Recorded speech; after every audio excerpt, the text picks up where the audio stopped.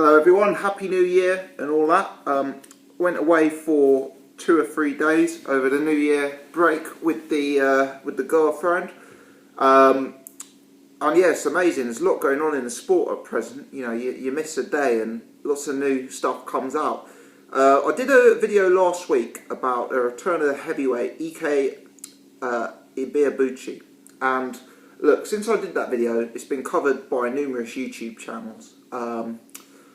You know, there's a million different pronunciations of his name. I'm sure I'm pronouncing it incorrectly. You know, I've heard it pronounced so many different ways, and you know, only one way can be correct. So I'm sure all of us are pronouncing it incorrectly. So we're going to go with Ike Ibeabuchi, even if that's terribly wrong. Apologies to the president if he's tuning in. Look, there's been a bit of a political storm, you know, like boxing politics about this guy. Should we endorse him? Should we watch him? Should we speak about him? You know, is he a nutter? Is he criminally insane? Is he just a nasty piece of work? I'm not really going to go into that in too much depth in my channel. It's not something that I'm overly knowledgeable about. You know, I don't know the ins and outs of his history. I don't know the ins and outs of his case. I don't know the ins and outs of his medical condition. And when you're talking about things as important and, to be honest, as explosive as some of the crimes the guy's supposedly been involved with, I personally feel that it's unfair to come on YouTube and start commenting on them unless you've put the time into researching what actually went on and have a clear perspective of what's gone on in their history. And sitting here now, I'm not in a position where I can say I've done that research and when I've formed a fully educated opinion. So I'm going to leave that to one side, and I'm going to discuss what I'm interested in discussing, which is the return of this guy from a boxing perspective and the associated boxing story, which is certainly interesting from my perspective. Now, I covered that in my initial video that was up last week, and I talked through all the obvious stuff about someone returning having spent so long out the ring. Since then, it has been highly rumoured, you know, I don't believe it's been officially confirmed, but it's been highly rumoured that Ike Ibeabuchi will face Andy Ruiz Jr. on the undercard of Manny Pacquiao, Tim Bradley. Now, that kind of makes sense, because when you're dealing with a heavyweight who has such a limited lifespan as this guy, given the fact that he's so old to begin with, he needs to be rushed. He needs to go in with a ranked contender.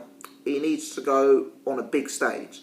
And fighting as a co-main event on a Manny Pacquiao, Tim Bradley, rubber mats, pay-per-view card is a pretty big stage as it goes in boxing. You know, now Floyd Mayweather is supposedly retired. Manny Pacquiao, you know, you could easily make an argument he's the biggest star in the sport. So this is a good move from the handlers of Ibeabuchi. You know, Andy Ruiz, he's a guy, he's an interesting guy. About a year or so ago, he was one of the hottest prospects on everyone's lips. You know, you come on YouTube and all the YouTube channels were talking about him. He was known as, you know, one of the next big things in the sport. He slightly slipped off the radar in 2015. Slightly slipped off the radar with some subpar performances. You know, BoxRec have him ranked at about 30, and I think that's right given the level of opposition he's been in with. He certainly wouldn't be top 20 in my books. He just hasn't been in with the opposition. He scored a win in what was a very close fight against former champion Serhij Lajkovic, and he was very disappointing that night for my money, because Lajkovic was you know, made relatively easy work of by a number of fighters like Deontay Wilder, and yet he caused Andy Ruiz a lot of problems. You know, towards the end of the year, we saw Andy Ruiz fight Zumbano Love. You know, watchers of British boxing know Zumbano Love for the job that Anthony Joshua did in him relatively recently. But Zumbano Love took Ruiz the distance. You know, there's a lot of people out there who are very hot on Ruiz. There's a lot of people I respect in the boxing world who thinks this guy's the real deal. You know, Richard Dwyer, one of my favourite YouTube heroes. You know, everyone loves Dwyer. He is incredibly high on Andy Ruiz. He thinks he is a real class act. But I myself, I'm not convinced. You know, that's not to say that I'm against Andy Ruiz or that I don't think he'll go anywhere. But at this point, I'd say I'm not convinced. I'm sitting on the fence. I've got more reason for doubting Ruiz than I have for thinking he will be the next thing. You know, Ruiz he's got the fast hands. He's got very, very good hand speed. Dwyer said in his video recently about people to watch in 2016 that Ruiz had some of the fastest hands in the heavyweight division. I don't think he's got the hand speed that I see in Joseph Parker, but anyway, we'll put that to a side for 1 second. And he's supposed to be a very, very big puncher, and certainly he was getting rid of lower level fighters in a round, a couple of rounds. He was looking like a big hitter. For me though, his performances towards the end of 2015, as he slightly stepped up in level, made me question how big a puncher he actually is. As I say, he went late in a fight with Lajkovic, who Deontay Wilder bombed out. He went the distance with Zambano Love, who Anthony Joshua destroyed. I mean, I'm sure the guy hits hard enough. I'm sure he hits hard for a decent heavyweight prospect, but I'm not convinced he's a mega power puncher. Another thing is the conditioning of Andy Ruiz. I know Dwyer is keen to highlight you don't have to necessarily be body beautiful. The heavyweights of old often carried around a bit of fat, and that's certainly true. I'm not someone who buys into having a six-pack and that making you the best boxer in the world.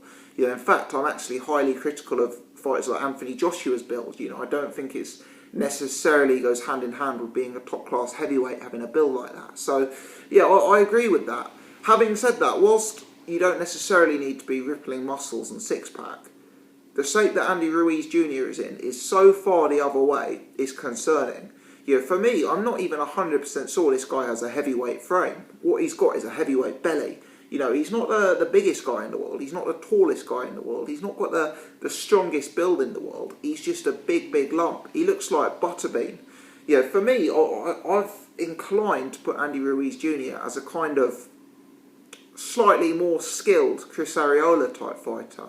I think he'll be involved in some entertaining fights. I think he'll, make some good scraps. And I think he's got better hand speed than Arreola, which, is interesting. He's probably better schooled than Arreola. But fundamentally, I see him coming up short of top level. I do. Now Ruiz is at the beginning of his career. He's unbeaten. There's a lot of people in boxing who obviously have a piece of him and want him to do well.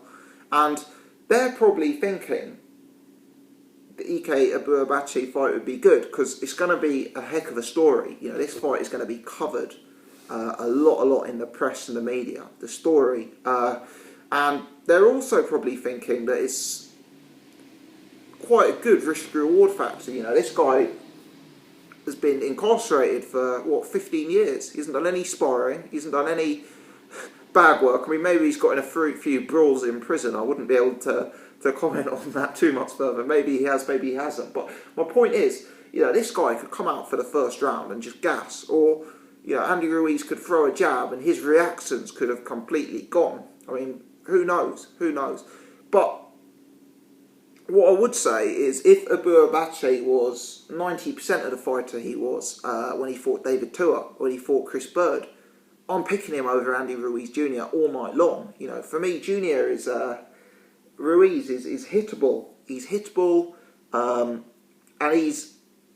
the thing about Ibeabuchi is, if you watch that, I think it's the David Tua fight, he actually broke the CompuBox record for the most amount of punches thrown. He showed excellent chin, but also excellent stamina. He didn't make a backward step all night. He put the pressure on David Tua, who at the time was a wrecking ball heavyweight, viewed as the next Mike Tyson.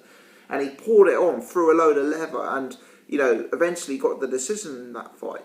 If he could put in a performance 90% of that against Andy Ruiz, if he could fight like that, I think he'd certainly have the beating of Ruiz at this stage. Because for me, as Ruiz has stepped up in levels, fought the Lajkovic's, he struggled. He's actually looked sub-elite to me. It's very easy to look excellent fighting cab drivers, but when you start and fight these more established journeyman types, it's when you start to see the cracks. And a lot of fighters like Anthony Joshua, Joseph Parker, Hughie Fury, they've stepped up to these kind of journeymen and they've destroyed them, torn them apart. Let's look at Sergei Lajkovic.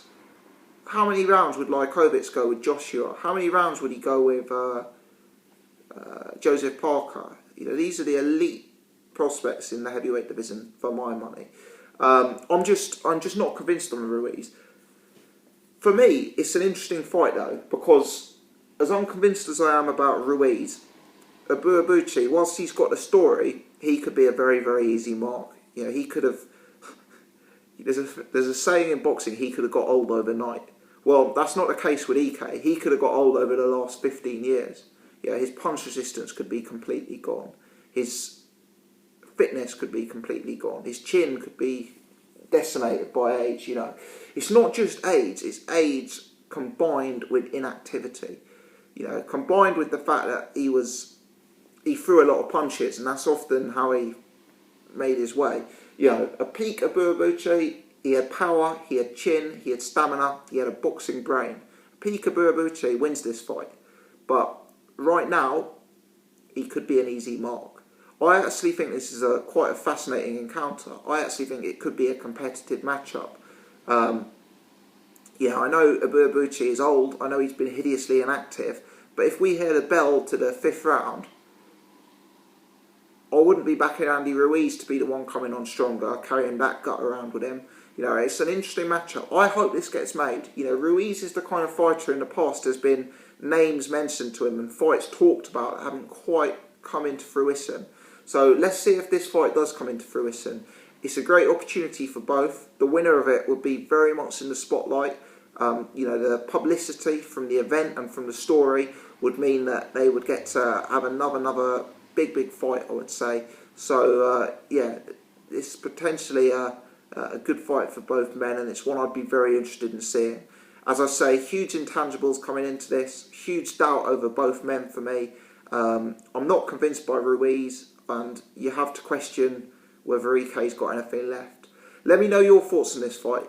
Firstly, are you looking forward to it? Secondly, do you see it as competitive? Thirdly, who's going to bring home the prize? Thanks for watching. If you've enjoyed this video, do give me a thumbs up. If you're new to the channel, please subscribe. I'll certainly cover this fight in the build-up, you know, cover the press coverage and do a post-fight video, so I'd like you guys to be able to come back and check those out. Many thanks for watching.